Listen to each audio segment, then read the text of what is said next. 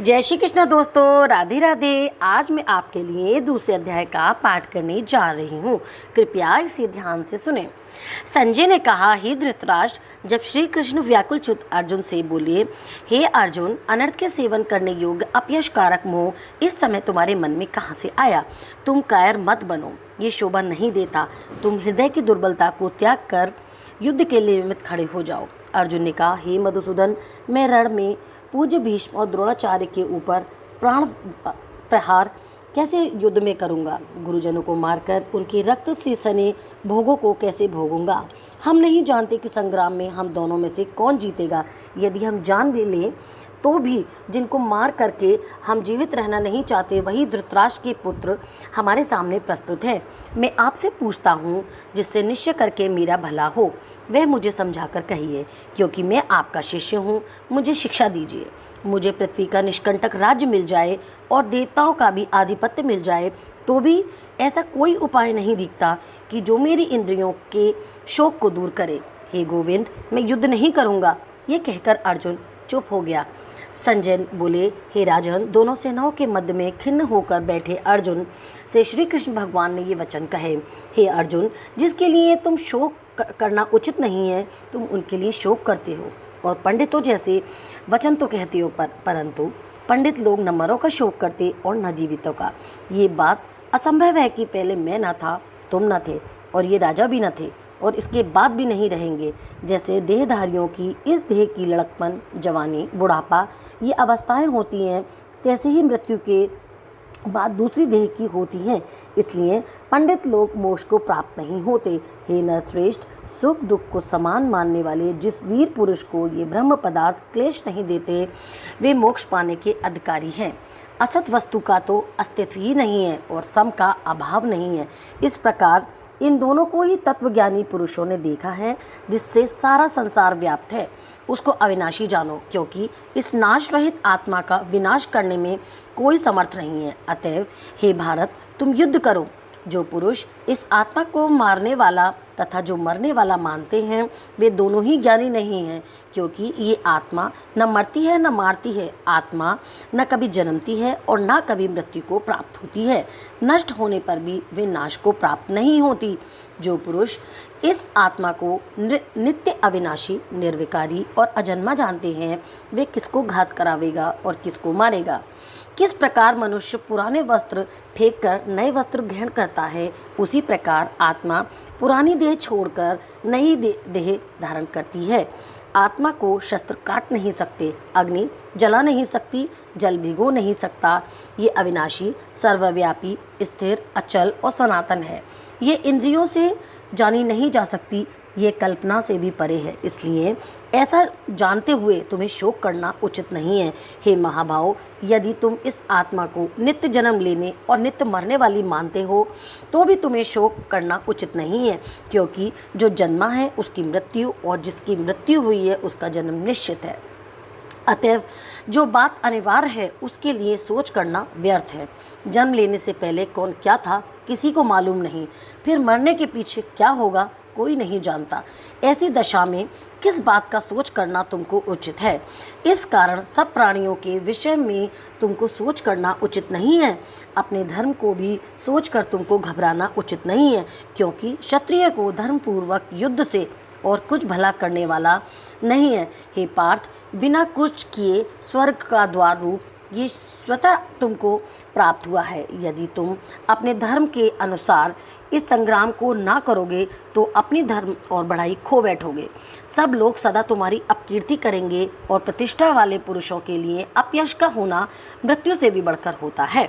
ये महारथी समझेंगे कि अर्जुन डरकर संग्राम से हट गया और अब तक जो लोग तुम्हारा मान करते थे वे अपयश करने लगेंगे। शत्रु लोग तुम्हारे पराक्रम की निंदा करते हुए अनेक प्रकार के दुर्वचन कहेंगे। इससे बढ़कर दुख तुमको और क्या होगा? यदि तुम युद्ध में नष्ट हो गए तो स्वर्ग का सुख भोगोगे और जीतने पर पृथ्वी तल पर राज्य करोगे। इसलिए युद्ध के निमित्त दृढ़ प्रतिज्ञ होकर खड़े हो जाओ। सुख दुख, लाभ हानि, जय पराजय, इनको समान समझकर लड़ने के लिए तैयार हो जाओ। ऐसा करने से तुम पाप को प्राप्त नहीं होगे, हे पार्थ, ये ज्ञान उपदेश ज्ञान योग के विषय में तुमसे कहा गया है। अब निष्काम कर्म योग के विषय में सुन। जिस ज्ञान को पाकर कर्म बंधन से तेरी मुक्ति होगी। कर्मयोग मार्ग एक बार प्रारंभ किए बिना कर्म का नाश नहीं होता और विघ्न पड़ने पर भी शुभ फल होता है, और इस कर्म का केवल प्रारंभ ही संसार के भय से छुड़ाकर पूर्ण ब्रह्म प्राप्त कराता है। निश्चय करने वाली बुद्धि इस निष्काम कर्म में एक ही है, और कामना वाले पुरुषों की बुद्धि एकाग्र नहीं रहती, उनकी शाखा प्रशाखाएं होती हैं। ऐसी दशा में मनुष्य संदेह में रह जाता है। हे अर्जुन, अज्ञानी उस पुष्पिता वाणी को ही स्वर्ग सुख से बढ़कर कुछ नहीं समझते।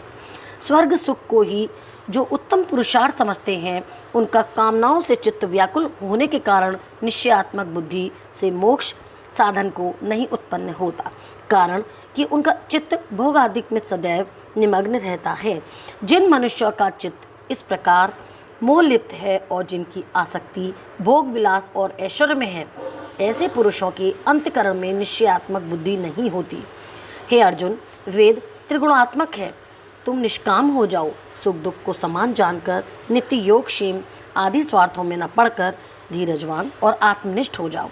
जैसे छोटे छोटे अनेक जलाशयों से मनुष्य का कार्य सिद्ध नहीं होता, बड़े जलाशयों से वे सब प्रयोजन अनायास ही सिद्ध हो जाते हैं, उसी तरह संपूर्ण वेदों में कहा हुआ काम कर्मों का फल ब्रह्म में भक्ति रखने वाले मनुष्य को सहज ही प्राप्त होता है। तुमको केवल कर्म करना चाहिए, फल तुम्हारे अधिकार में नहीं। तुम ना तो फल की अभिलाषा से काम करो, ना निकम में ही रहो। फल की आशा त्याग कर कार्य की सफलता को समान मानकर तुम योगरत होकर कर्म करो। यही कर्म ज्ञान योग है। इस बुद्धि योग सहित कर्म से अन्य कर्म अत्यंत हीन है, इसलिए तुम बुद्धि योग का आश्रय ग्रहण करो। फल की इच्छा रखने वाले निकृष्ट होते हैं। निष्काम कर्म करने वाले पुरुष ईश्वर कृपा से इसी संसार में सुकृत एवं दुष्कृत इन दोनों ही का त्याग कर देते हैं। इसलिए तुम निष्काम कर्म में प्रवृत्त हो जाओ। कर्म फल को त्याग कर ही बुद्धि युक्त ज्ञानी पुरुष जन्म बंधन से हटकर मोक्ष को प्राप्त होता है। जब तुम्हारी बुद्धि मोह वन से बाहर निकल जाएगी, तब तुम्हारा मन आगे सुनने वाली तथा हुई बातों में विरक्त हो जाएगा। अनेक श्रुति स्मृतियों के वचनों से सुनने से तुम्हारी बुद्धि भ्रमित हो गई है। जिस समय वे निश्चल होकर आत्मा में स्थित होगी, तभी तुमको तत्व ज्ञान प्राप्त होगा। अर्जुन ने पूछा, हे केशव, आत्मस्वरूप में निश्चल बुद्धि वाला किसको कहा गया है? उसके लक्षण क्या है? श्री कृष्ण भगवान बोले, हे अर्जुन, जो महापुरुष मन की सब कामनाओं को त्याग देता है और अपने आप में ही प्रसन्न रहता है, उसको निश्चल बुद्धि कहते हैं। दुख में इनके मन को खेद नहीं होता और सुख में इनको आसक्ति नहीं होती, और प्रीति भय क्रोध इनके जाते रहते हैं। वे महात्मा स्थिर बुद्धि वाला मुनि कहा जाता है, जो शुभ पदार्थ प्राप्त होने से कभी खुश नहीं होता, अशुभ से अप्रसन्न नहीं होता, उसी को स्थिर बुद्धि जानना चाहिए। जिस प्रकार कछुआ अपने अंगों को सिकोड़ लेता है, उसी तरह जो पुरुष अपनी इंद्रियों को विषयों से हटाता है, उसी की बुद्धि स्थिर जानी चाहिए। निराहारी पुरुष के विषय घट जाते हैं, परंतु विषयों में उनकी चाह बनी रहती है। परम ब्रह्म का अनुभव होने पर चाह भी घट जाती है। हे अर्जुन, मोक्ष में प्रत्यक्ष करने वाले विद्वान व्यक्ति को भी प्रबल इंद्रियां बलात्कार से उनके मन को जीत लेती हैं। इसलिए सब इंद्रियों को विषयों से रोक मेरे विषयों में तत्पर हो जावे। जिसने इंद्रियों को वश में कर लिया, उसी की बुद्धि निश्चल है। जो पुरुष विषयों में ध्यान रखता है, उसकी प्राप्ति हो जाती है। प्राप्ति होने से कामना होती है। इच्छा के पूर्ण न होने से क्रोध की उत्पत्ति होती है। क्रोध से अविवेक जन्म लेता है। अविवेक से स्मरण शक्ति नष्ट हो जाती है, और स्मरण शक्ति के नाश होने से बुद्धि क्षय हो जाती है। जिसकी बुद्धि का नाश हुआ, वे विनाश को प्राप्त होता है। जो पुरुष राग द्वेष से रहित हो, अपने मन को वश में रखता है, वे शांति को प्राप्त होता है। शांति मिलने पर सब दुखों का नाश हो जाता है। प्रसन्न चित्त वाले की बुद्धि निश्चल होती है। जो पुरुष योग युक्त नहीं है, उसकी निश्चल बुद्धि उत्पन्न नहीं होती। ईश्वर में भावना नहीं होती। भावना के न होने पे शांति प्राप्त नहीं होती। अशांत को सुख कहाँ से मिलेगा? जैसे वायु नाम को जल में खींच ले जाती है, उसी प्रकार इंद्रियां उस पुरुष की बुद्धि का नाश कर देती हैं। जिसका मन विषय सिद्धि से इंद्रियों के पीछे लग जाता है, इस कारण हे महाभाव, जिसने इंद्रियों को विषयों में सर्वदा रोक रखा है उसकी बुद्धि स्थिर है। जो सब प्राणियों की रात है उसमें संयमी जागता रहता है, और प्राणी मात्र जिस समय जागते हैं मुनिजनों की वे रात्रि होती है। जल से भरे समुद्र में और नदियों का जल भरने पर भी वे अपनी मर्यादा पर रहते हैं। उसी प्रकार जिस पुरुष में इच्छा के न रहने पर भी सब विषय भोग प्रवेश करते हैं उसी को शांति मिलती है। विषयों की इच्छा करने वाले को शांति नहीं मिलती। जो सब कामनाओं को छोड़कर तथा इच्छा रहित विचरता है और ममता अहंकार जिसमें नहीं है वह शांति को प्राप्त होता है। हे पार्थ, ब्रह्म स्थिति यही है। ऐसी स्थिति मिल जाने पर प्राणी फिर मोह में नहीं फंसता और अंत समय में निर्वाण ब्रह्म को प्राप्त होता है। इति श्रीमद् भागवत गीता सुपनिषद सुब्रह्म विद्या योग शास्त्रे श्री कृष्ण अर्जुन संवादे आत्मसंयम योगो नामक द्वितीय अध्याय संपन्न। बोल कृष्ण भगवान की जय। ओम नमो श्री भगवते वासुदेवाय नमः। दूसरे अध्याय का महत्तम।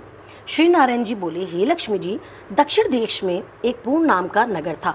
वहाँ एक देव सुशर्मा नाम का धनवान रहता था। वे साधु सेवा करता था। जब संत सेवा करते बहुत दिन बीत गए तब एक बाल नामक ब्रह्मचारी आया। उसकी सेवा बहुत करी और विनय करी। हे संत जी, मुझे कृपा करके श्री नारायण जी के पाने का ज्ञान उपदेश करो, जिससे मेरे जीवन का कल्याण और मुक्ति हो जाए। तब ब्रह्मचारी ने कहा, मैं तुझे गीता जी के दूसरे अध्याय का पाठ सुनाता हूँ। उसके सुनने से तेरा कल्याण और मुक्ति होगी।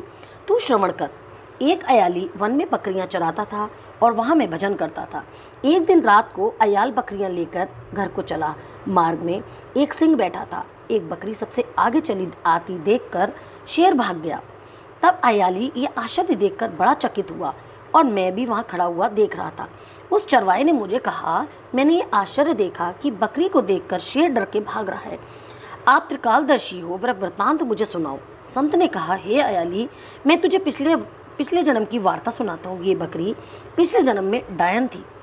जब इसका पति मर गया तब ये बड़ी डायन हो गई। जिस सुंदर लड़के को देखे खा ले वे। और ये शेर पिछले जन्म में फंदक था। वे पक्षी पकड़ने वन को गया और डायन भी वहाँ वन में गई थी। वहाँ डायन ने इस फंदक को खा लिया। अब वही फंदक शेर हुआ और वे डायन बकरी। शेर को पिछले जन्म की खबर थी, इसलिए बकरी को देखकर शेर ने जाना कि अब भी मुझे वो खाने आई है। तब अयाली ने कहा, मैं पिछले जन्म में कौन था? तब संत जी ने कहा, तू पिछले जन्म में चांडाल था। अयाली ने कहा, हे ब्रह्मचारी जी, ऐसा कोई उपाय भी है जिससे हम तीनों की अधमदेह से छूटे? तब संत जी ने कहा, हम तुम तीनों का उद्धार करते हैं। ये कह संत जी ने गीता जी के अक्षर सुनाए। तब उसी समय आकाश से विमान आए। उन सभी विमानों पर चढ़कर बैकुंठ लोक को गए। सब अधमदेह से छूटकर देवदेह पाकर बैकुंठ को चले। तब श्री नारायण जी ने कहा, हे लक्ष्मी जी, जो मनुष्य श्री गीता जी के ज्ञान को पढ़े, सुने या सुनावे, वे अवश्य ही मुक्ति को प्राप्त होता है। राधे राधे दोस्तों।